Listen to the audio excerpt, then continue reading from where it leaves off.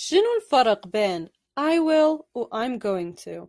نستخدم will عندما نقرر فعل شيء أثناء الكلام. مثلا Let's have a party.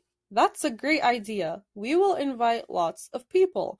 أما I'm going to فتستخدم إذا قررنا شيء مسبقا. مثلا Sarah and I have decided to have a party. We're going to invite lots of people. في هذه الجملة فكرة الحفلة مخططة مسبقا، لهذا استخدمنا I'm going to. قارنوا بين هذه الجملتين. John phoned while you were out. Okay, I'll call him back. John phoned while you were out. Yes, I know. I'm going to call him back. الفرق أنه في الجملة الأولى قرر الشخص أن يتصل على جون في هذه اللحظة، لهذا استخدمنا I will.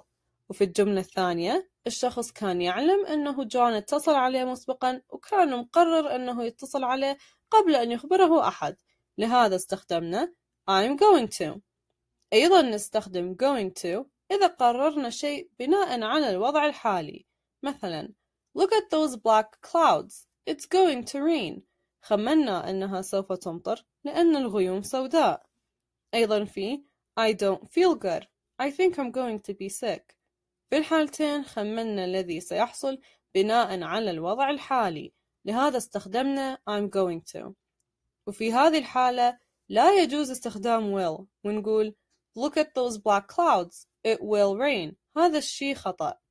بس لو احنا خمنا شيء سوف يحدث في المستقبل من غير أن نعتمد على الوضع الحالي فيجوز استخدام will. مثلا I think the weather will be nice this afternoon. I think the weather is going to be nice this afternoon. الاثنين صح. إذن الفرق بين will و going to بسيط جدا وسهل إنك تحفظه. أتمنى استفدتوا من الفيديو. Created using Powtoon.